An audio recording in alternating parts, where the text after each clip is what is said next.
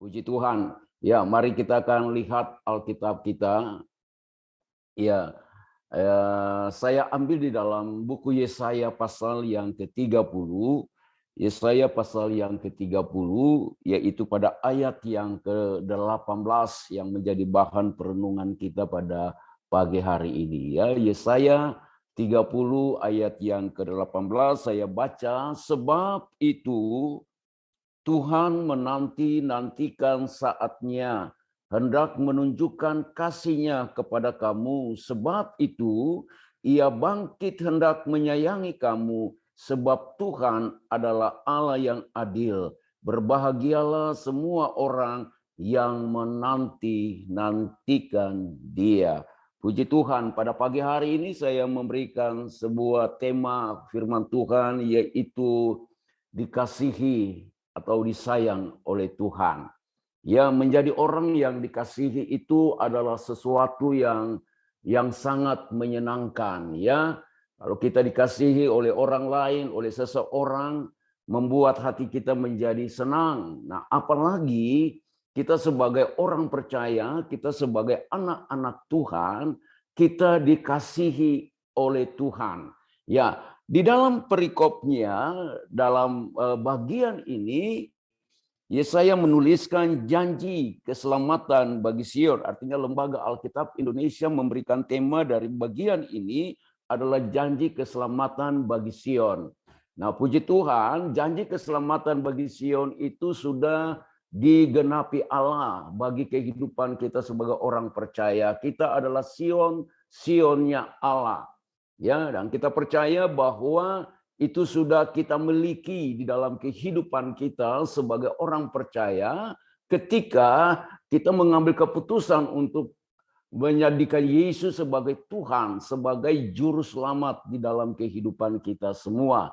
Nah, puji Tuhan, di dalam pembacaan kita ini di sini katakan bahwa sebab itu Tuhan menanti-nantikan saatnya hendak menunjukkan kasih-Nya kepada kamu. Sebab itu Ia bangkit hendak menyayangi kamu, sebab Tuhan adalah Allah yang adil.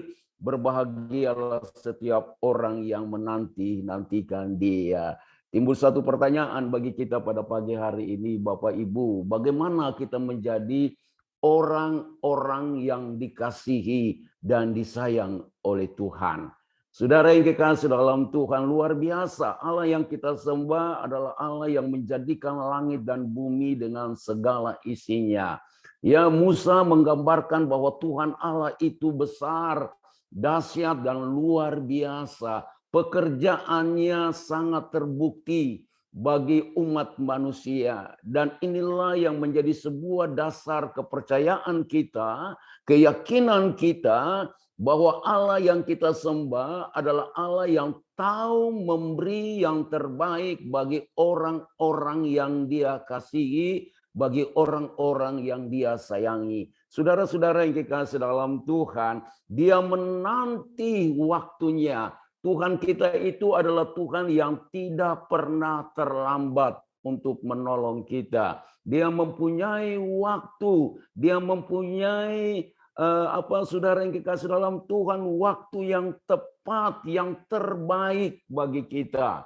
Nah, oleh sebab itu mari kita mau menanti-nantikan Dia, menunggu dengan sabar waktunya Tuhan. Nah, bagaimana kita menjadi orang yang dikasihi dan disayang oleh Tuhan? Ya, ada beberapa poin, ada beberapa hal yang akan kita lihat pada pagi hari ini. Ya, saudara, hal yang pertama kita buka di dalam ayat yang ke-19, ya. Yesaya pasal yang ke-30 tadi, ayat yang ke-19. Firman Allah berkata begini, sungguh, hai bangsa di Sion yang diam di Yerusalem, engkau tidak akan terus menangis. Tentulah Tuhan akan mengasihani engkau apabila engkau berseru-seru. Pada saat Ia mendengar teriakmu, Ia akan menjawab. Haleluya, hai bangsa di Sion yang diam di Yerusalem, engkau tidak akan terus menangis. Mengapa menangis? Karena ada pergumulan. Mengapa menangis? Karena ada masalah. Mengapa menangis? Ada persoalan hidup yang begitu berat. Tekanan-tekanan hidup yang begitu menghimpit kehidupan kita. Sehingga kita tidak berdaya, sehingga kita tidak bisa berbuat apa-apa. Lalu kita mulai duduk dan menangis, meratapi apa yang sementara ya terjadi di dalam kehidupan kita. Tapi Bapak Ibu lihat di sini dikatakan bahwa orang akan berhenti menangis apabila kita mau berseru-seru kepada Tuhan. Ibu Hana dalam 1 Samuel, dia mencucurkan air mata, dia bergumul dengan begitu luar biasa.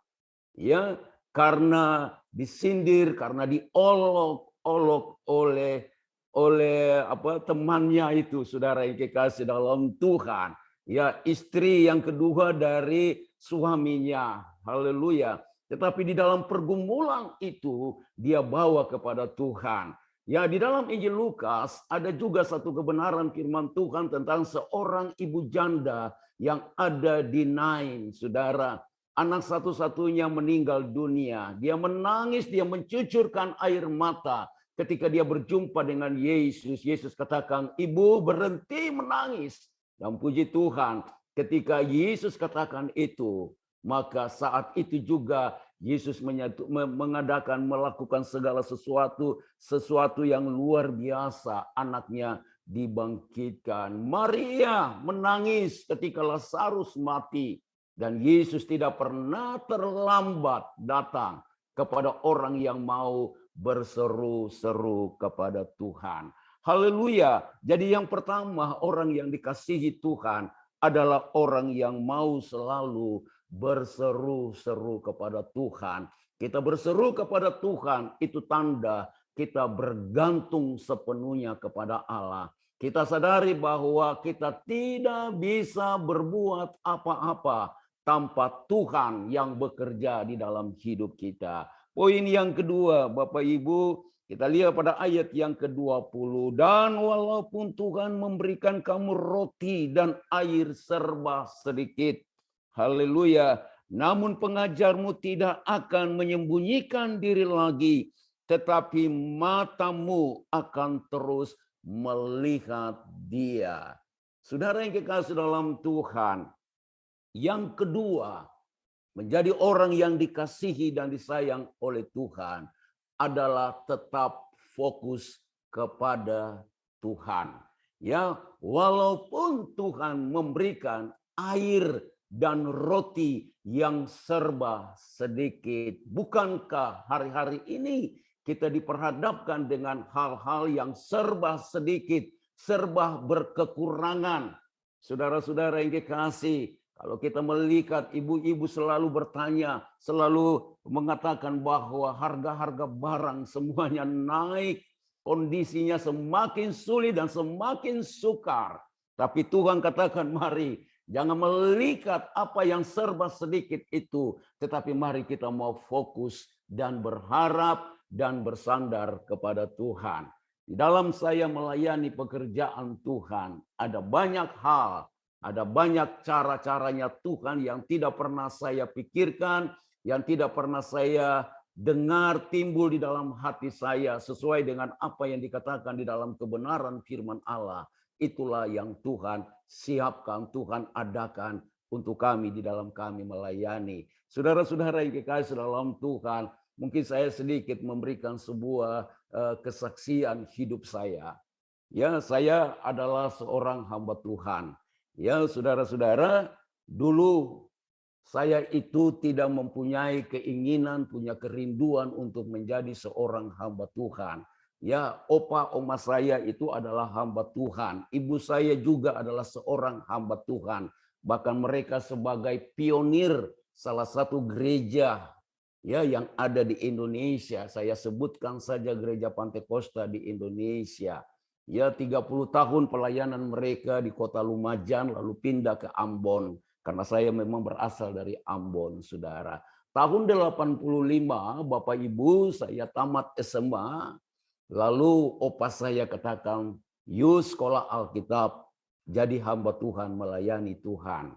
Ya saudara yang dikasih dalam Tuhan, saya lihat keadaan ya maklum di daerah, di kampung, di pedesaan, saudara yang dikasih, ya menjadi hamba Tuhan itu kayaknya sesuatu yang tidak menarik, saudara.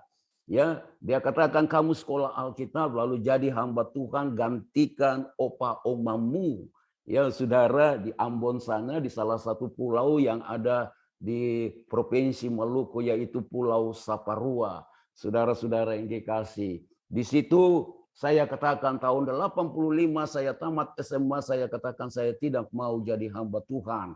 Lebih baik saya kuliah, saya kerja, lalu saya bisa menopang dan membantu pekerjaan Tuhan. Tapi untuk terjun 100% untuk jadi hamba Tuhan itu sepertinya tidak mimpi saya, saudara. Tetapi dia katakan kamu harus sekolah Alkitab.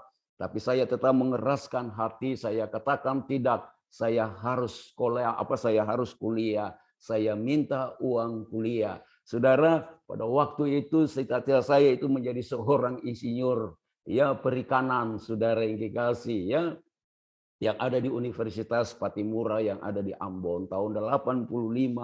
Saudara, saya minta uang pada waktu itu, dia kasih uang waktu 170.000 rupiah pada tahun 85 untuk saya kuliah. Tapi dia berkata, ya opa saya katakan kepada saya, ini kali yang pertama dan yang terakhir. Tapi you ingat, sampai kemanapun Tuhan akan mengejar kamu. Saudara-saudara yang dikasih dalam Tuhan, perkataan itu saya ingat sampai hari ini, saudara, dan ini menjadi sebuah kesaksian hidup bagi saya pribadi sebagai seorang anak Tuhan yang tadinya keras kepala, saudara. Lalu saudara yang dikasih dalam Tuhan, akhirnya apa? Saya kuliah di Universitas Patimura ambil jurusan perikanan sambil saya bekerja, saudara, yaitu sebagai kontraktor di PLN, saudara, yang ada di Kota Ambon. Saudara, sementara pada waktu itu kami bekerja memasang jaringan listrik, memasang trafo jalan, saudara, ya tiba-tiba pada waktu sementara bekerja itu tegangan tinggi itu tidak dipadamkan. Ya, saudara, kalau saudara mungkin Bapak Ibu duduk lalu memperhatikan ya kondisi saya, wajah saya, muka saya, kepala saya, sampai bahkan seluruh anggota tubuh saya pada waktu itu kena strom tegangan tinggi, saudara. Ya, secara manusia tidak ada harapan untuk hidup. 7 hari saya koma di rumah sakit tentara yang ada di Ambon. Saudara, pada waktu saya mengalami kecelakaan kena strom, opa saya datang dan dia katakan kepada orang-orang yang menjaga, saudara-saudara yang menjaga saya, merawat saya pada waktu itu dalam keadaan koma. Dia katakan bahwa anak ini tidak akan mati. Padahal kalau saudara lihat kondisi saya pada waktu itu tidak ada harapan untuk hidup. Tetapi Tuhan itu dahsyat dan Tuhan itu luar biasa. Ya, 7 hari koma, ya akhirnya saya sadar.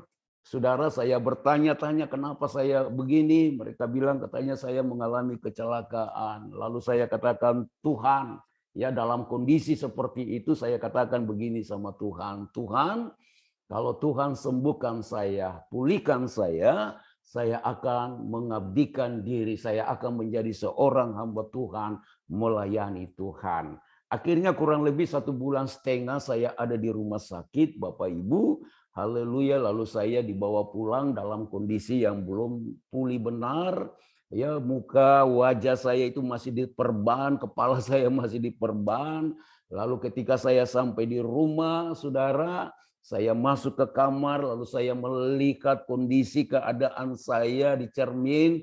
Lalu saya katakan begini sama Tuhan, Tuhan, model seperti ini tidak cocok untuk jadi seorang hamba Tuhan. Saya keraskan hati, saya katakan saya tidak akan pernah jadi hamba Tuhan. Artinya ada sedikit kecewa, saudara-saudara yang dikasih. Saya minder, saya malu, saya tidak mau keluar dari kamar, saudara. Saya kurung diri, saudara. Tidak mau bertemu dengan satu orang pun, kecuali orang-orang yang ada di rumah saya. Dan akhirnya apa? Tidak lama 2 minggu kemudian, saudara yang kekasih, saya dibawa lagi masuk ke rumah sakit. Karena pada waktu itu perut saya bengkak seperti seorang ibu yang sementara mengandung. Ya, saudara yang kekasih, ya sudah dibawa ke rumah sakit yang satu, rumah sakit kecamatan, sampai ke rumah sakit kabupaten, sampai ke provinsi, tapi tidak ada dokter yang bisa menangani, saudara. Ya, 1 bulan lebih juga saya dirawat di rumah sakit. Saudara, kondisi keadaan saya semakin parah. Lalu ada saudara katakan, sudah kita bawa pulang saja ke rumah. Ya, kalau mau mati, mati. Hidup, saudara. Jadi dalam kondisi yang tidak berdaya, saya dibawa pulang ke rumah kembali, saudara yang kasih dalam Tuhan. Nah, saya teringat pada waktu itu jarak rumah antara rumah kami dengan gereja itu cuma hanya 10 meter, saudara.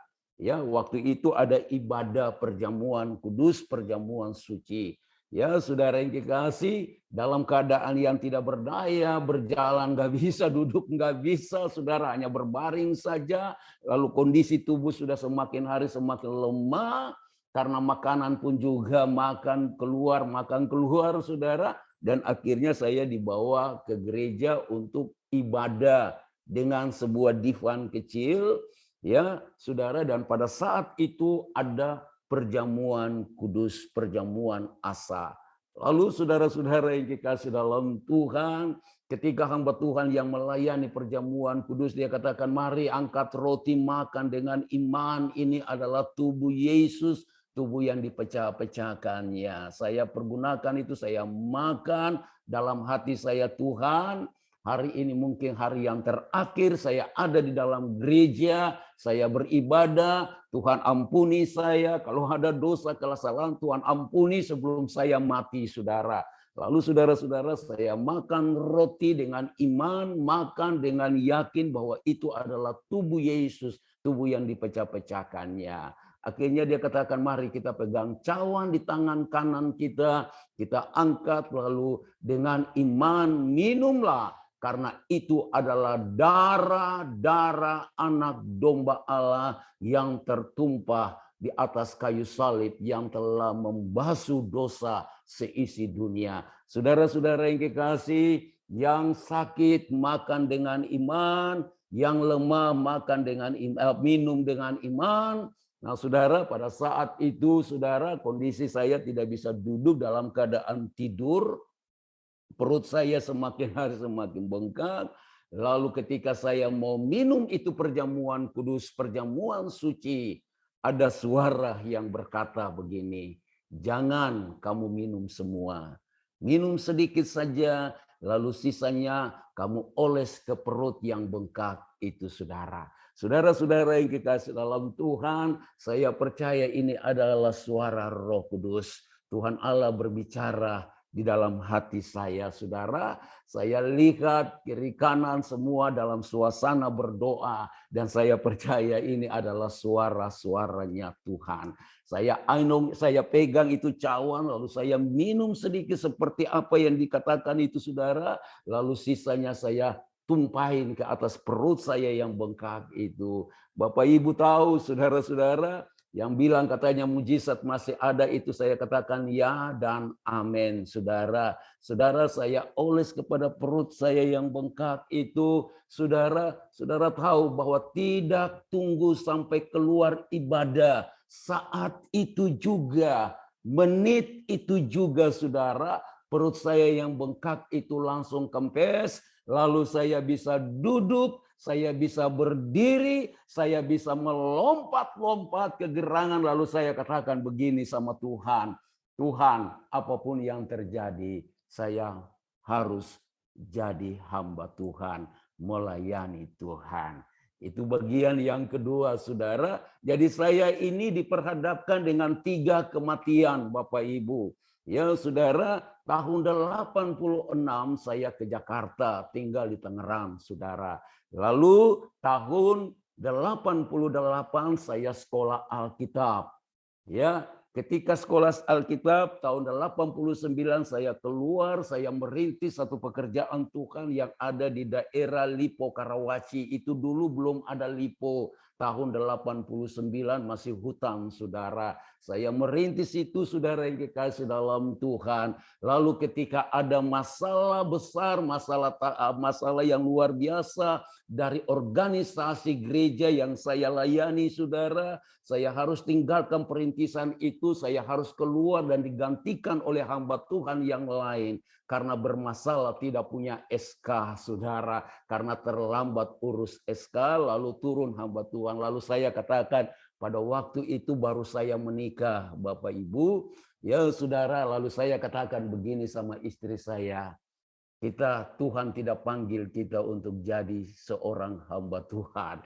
Tuhan tidak panggil kita untuk jadi hamba Tuhan. Yuk kerja, saya juga mau kerja. Saudara, kebetulan ada tawaran dari saudara sepupu saya yang ada di Pasar Minggu untuk bekerja di Jepang, saudara. Saudara-saudara, saya katakan begitu, akhirnya saya sudah tidak lagi punya gairah, punya semangat untuk jadi hamba Tuhan, melayani Tuhan. Karena Bapak Ibu tahu, kami merintis dari satu keluarga orang Madura yang tidak percaya kepada Tuhan. Luar biasa Roh Allah bekerja, dia buka hati menerima Yesus sebagai Tuhan dan Juru Selamat. Dan akhirnya begini saudara yang dikasih, saya suruh istri cari pekerjaan dan saya cari pekerjaan. Artinya saya tidak mau lagi jadi hamba Tuhan. Apa yang terjadi Bapak Ibu? Saudara, istri saya pergi cari pekerjaan, saya di rumah, saya pel-pel rumah, saudara. Bersih-bersih rumah, rupa-rupanya di bawah tempat tidur itu ada kabel, saudara. Ada kabel listrik yang terkelupas, saudara. Dan pada waktu itu tangan saya basah, lalu saya punya tangan menyentuh itu kabel. Saudara tahu, ya, kabel itu tidak lepas-lepas dari tangan saya. Akhirnya saya pingsan, saya kena strum lagi, saudara.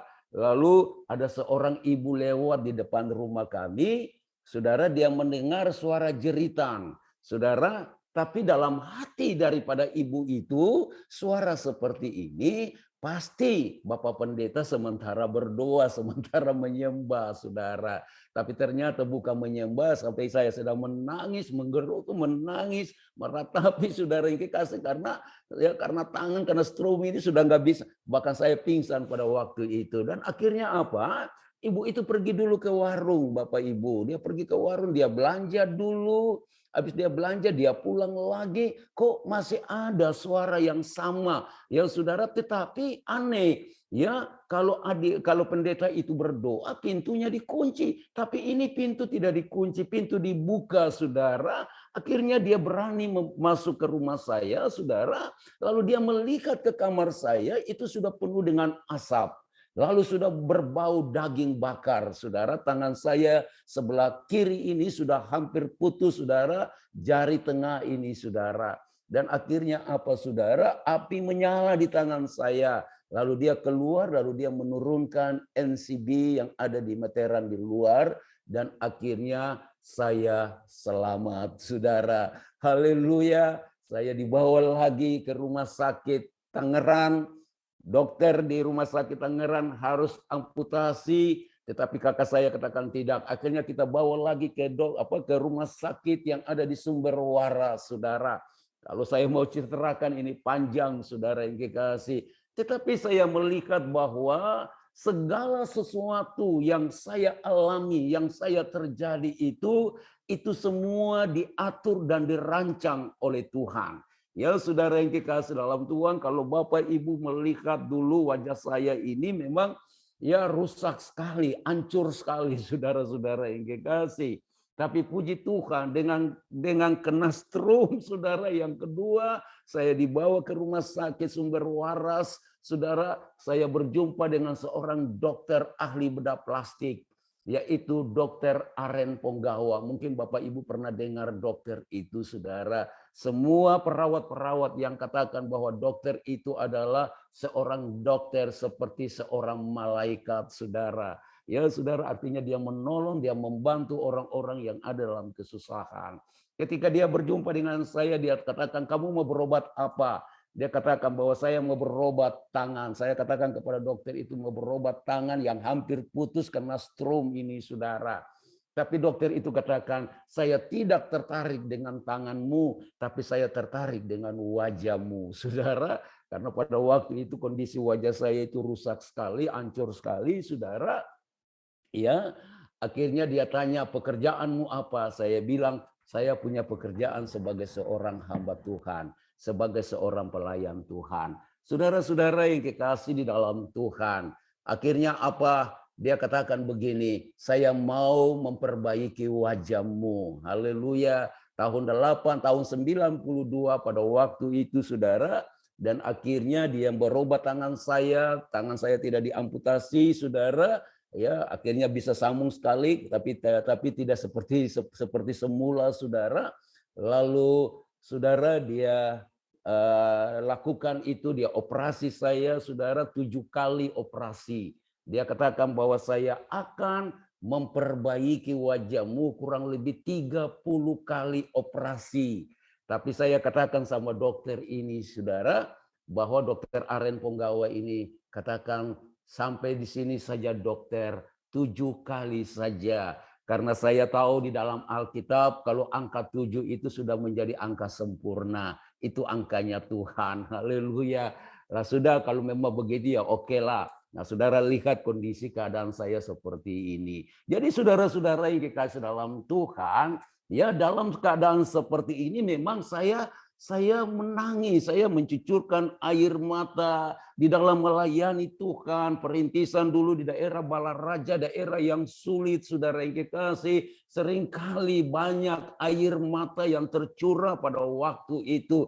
Tetapi Tuhan katakan apa, saudara-saudara yang kekasih, di dalam pembacaan poin yang kedua, orang yang selalu dikasih disayang oleh Tuhan adalah orang yang selalu fokus kepada Tuhan. Bukan fokus kepada masalah, bukan fokus kepada hal-hal yang serba sedikit, hal-hal yang serba berkekurangan itu. Karena saya percaya Tuhan kita adalah Tuhan yang besar, Tuhan yang ajaib, Tuhan yang lebih tahu dari apa yang kita tahu tentang kebutuhan hidup kita.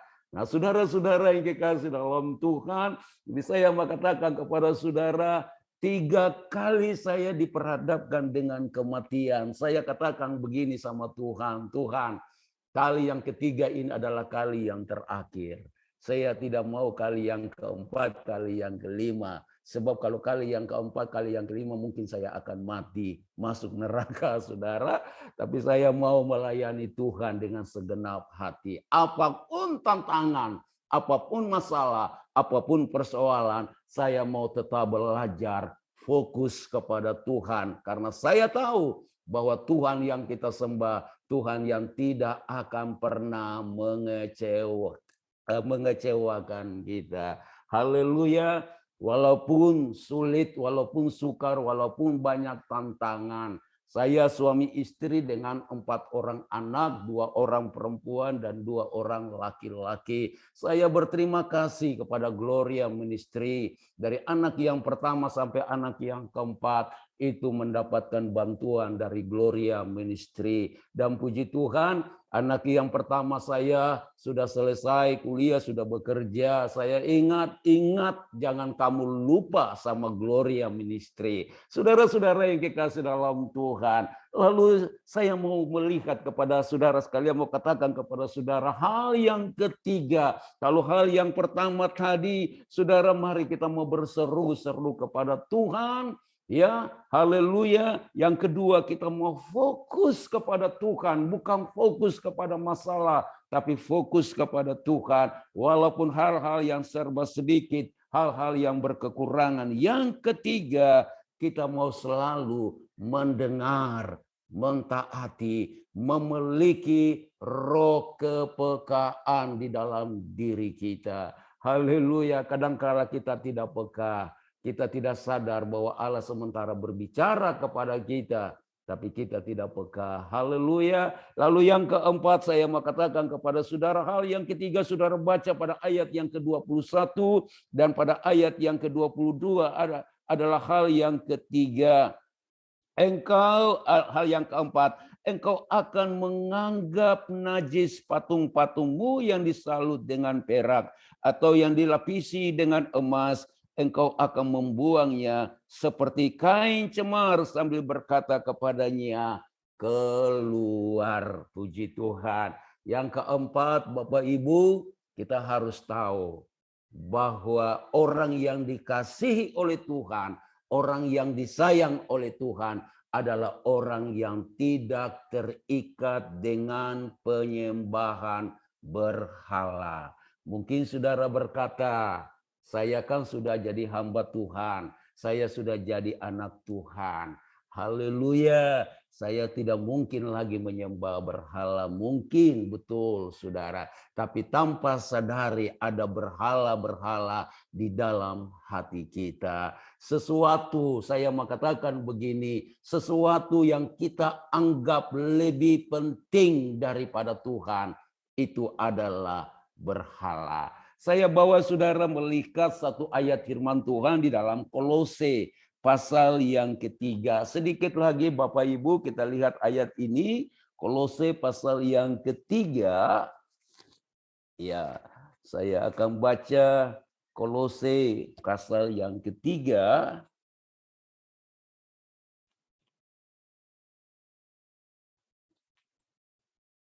Ya, ayat yang kelima, ayat yang keenam. Karena itu, matikanlah dalam dirimu segala sesuatu yang duniawi, yaitu percabulan, kenajisan, hawa nafsu, nafsu jahat, dan juga keserakaan yang sama dengan penyembahan berhala. Semuanya itu mendatangkan murka Allah atas orang-orang durhaka. Seperti Yesaya katakan tadi, semua yang disalut dengan emas, menarik, indah pada pemandangan, tapi itu merupakan kekejian di mata Tuhan. Berhala akhir zaman ini adalah apa, saudara? Percabulan, kenajisan, awan nafsu, nafsu jahat, keserakaan, dan penyembahan berhala. Itu semua mendatangkan murka Allah atas orang-orang durhaka. Mari kita mau menjadikan Tuhan satu-satunya di dalam hidup kita. Kita memposisikan Dia ya tertinggi dari segala apapun yang ada di dalam dunia ini. Jangan kita mau terikat lagi hobi-hobi yang boleh dikatakan yang memuaskan keinginan daging kita. Mari saudara kita minta pimpinan daripada Roh Kudus yang menjadi kekuatan kita. Dialah yang akan membimbing kita, dia akan yang membawa kita, mengarahkan kita supaya saudara kita selalu ada di dalam jalan kebenaran.